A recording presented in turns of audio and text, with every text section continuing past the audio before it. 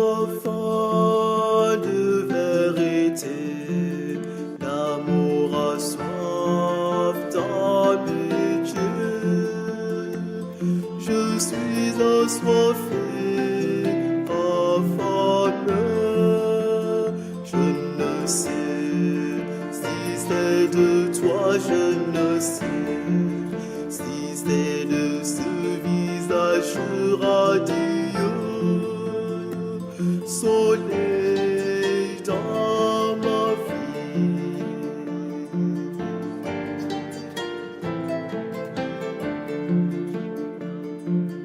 L'amour a faim de vérité, l'amour a soif d'amitié. Je suis assoiffé, affamé, je ne sais si c'est de toi, je ne sais si c'est de ce visage radieux, soleil dans ma vie. Je ne suis qu'un homme pauvre et fragile. Devant toi, Seigneur, j'expose mon indigence. Ô donc courage, ô Seigneur de vérité. Vive jour et nuit, fidèle à ta loi d'amour.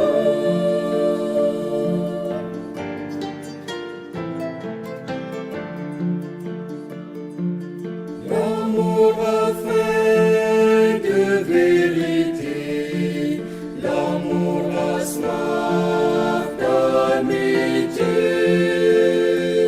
Je suis assoiffé, affamé, je ne sais si c'est de toi, je ne sais si c'est de ce visage radieux, soleil dans ma vie.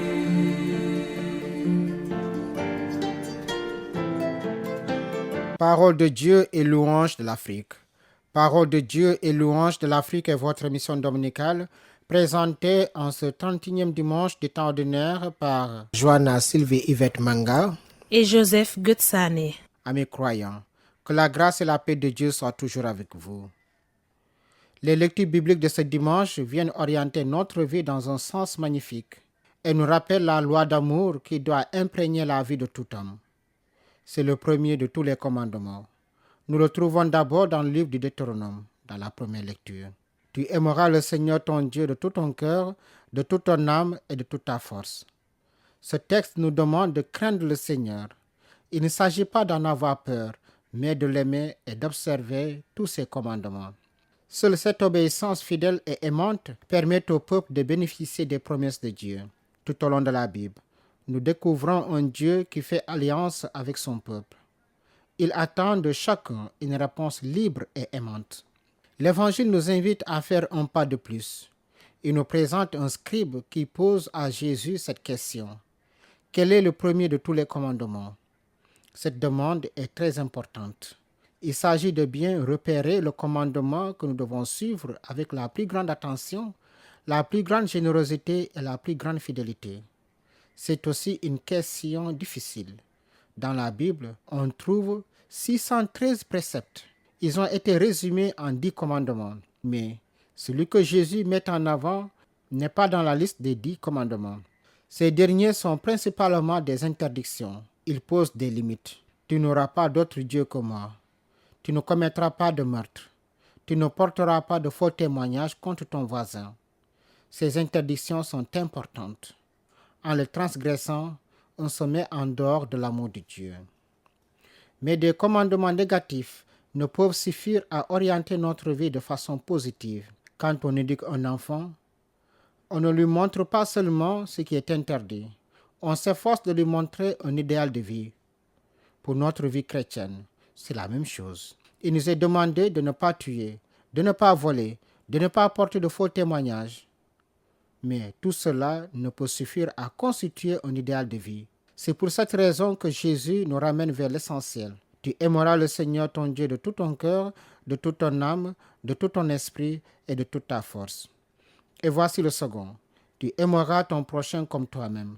Il n'y a pas de commandement plus grand que cela.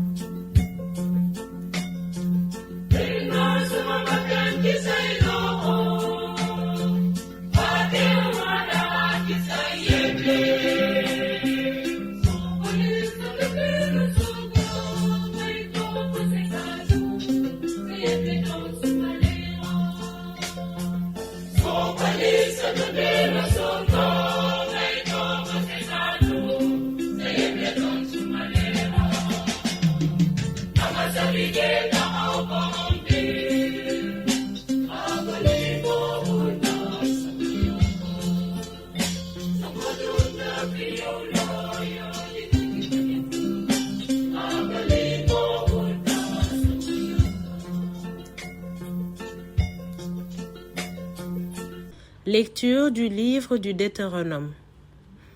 Moïse disait au peuple, « Tu craindras le Seigneur ton Dieu tous les jours de ta vie, toi, ainsi que ton fils et le fils de ton fils. Tu observeras tous ces décrets et ces commandements que je te prescris aujourd'hui, et tu auras longue vie. Israël, tu écouteras, tu veilleras à mettre en pratique ce qui t'apportera bonheur et fécondité dans un pays ruisselant de lait et de miel, comme te l'a dit le Seigneur, le Dieu de tes pères. Écoute, Israël, le Seigneur notre Dieu est l'unique. Tu aimeras le Seigneur ton Dieu de tout ton cœur, de toute ton âme et de toute ta force. Ces paroles que je te donne aujourd'hui resteront dans ton cœur. Parole du Seigneur.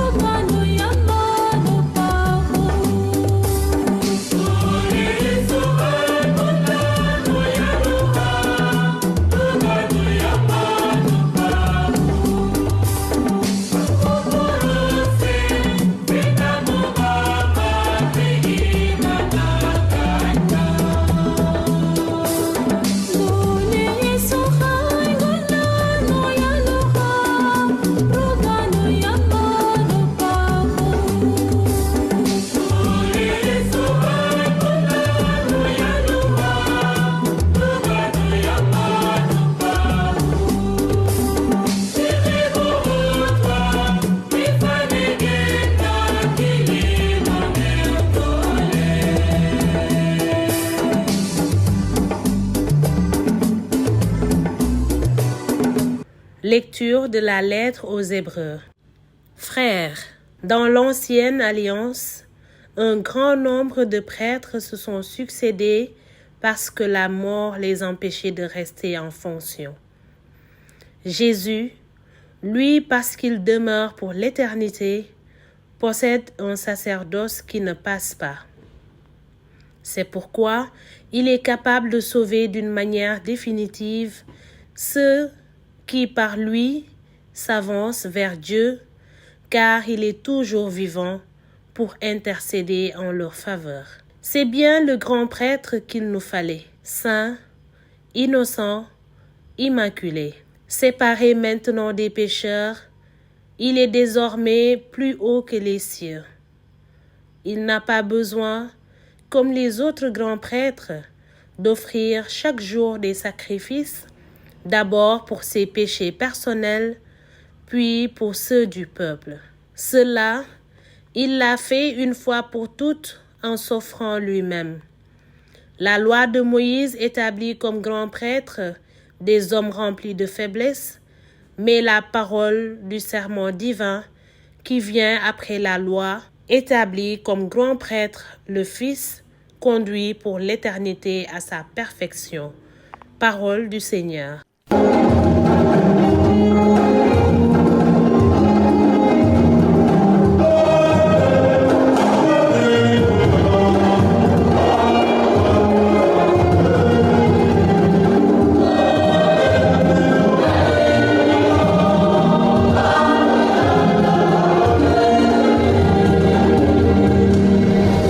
Si quelqu'un m'aime, il gardera ma parole, dit le Seigneur. Mon Père l'aimera et nous viendrons vers lui.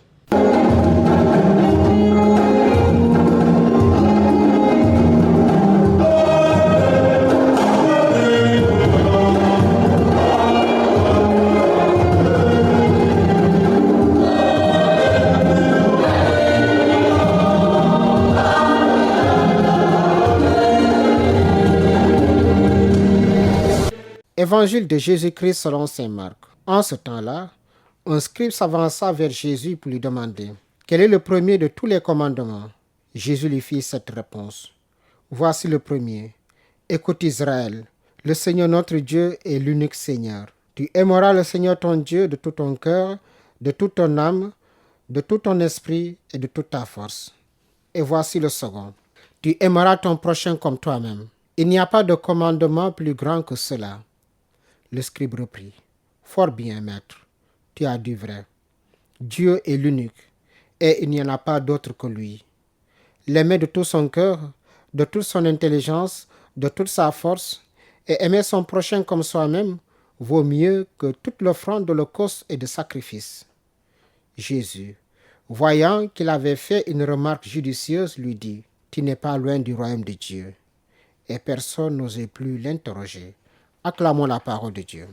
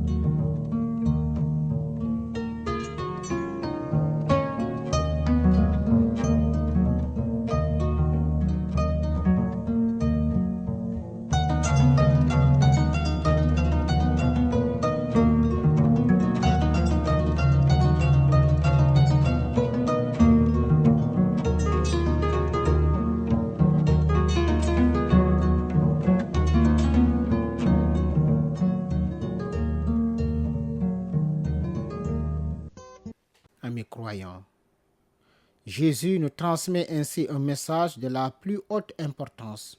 Nous sommes créés pour aimer.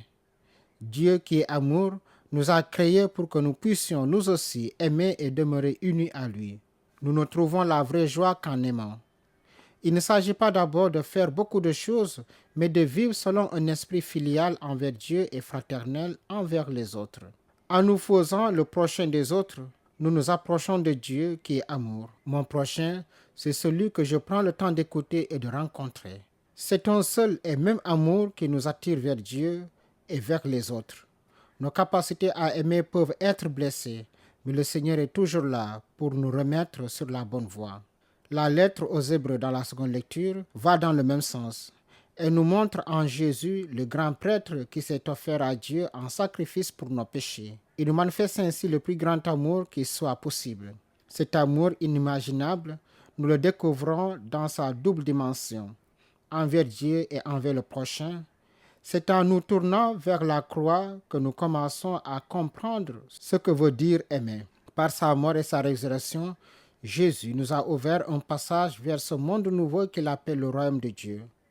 Ressuscité et exalté auprès de Dieu, il vit pour toujours afin d'intercéder en faveur de tous. Médiateur entre Dieu et les hommes, il est totalement dans le monde du divin et celui de l'humain. Toute la Bible nous fait découvrir un Dieu qui fait alliance avec les hommes. Il est celui qui fait sans cesse le premier pas vers nous. Mais rien ne se passera si nous ne faisons pas le second vers lui. Malheureusement, quand nous regardons autour de nous et en nous, nous voyons bien que Dieu est souvent le grand oublié. Quand on a des choses à faire, nous oublions Dieu. On vit facilement sans lui et en dehors de lui. Et quand nous regardons les journaux et la télévision, nous voyons tous les jours des actes de violence sur nos routes. Des hommes, des femmes et des enfants sont victimes de l'inconscience de certains. Or, nous devons nous aimer les uns les autres comme Dieu nous a aimés et surtout nous entraider. D'autres souffrent à cause des guerres, des conflits familiaux, de la faim, de l'exclusion. Le Christ est présent à travers celui qui n'en peut plus d'être harcelé. C'est tous les jours qu'il est rejeté à la rue. Nous devons le reconnaître en celui qui meurt de faim et surtout de manque d'amour. En ce dimanche, frères et sœurs dans la foi, la parole de Dieu nous interpelle tous. Elle nous invite à changer notre regard sur Dieu et le prochain. Le Christ veut nous entraîner tous à sa suite. Il veut nous apprendre à voir tous nos frères et sœurs avec le cœur même de Dieu.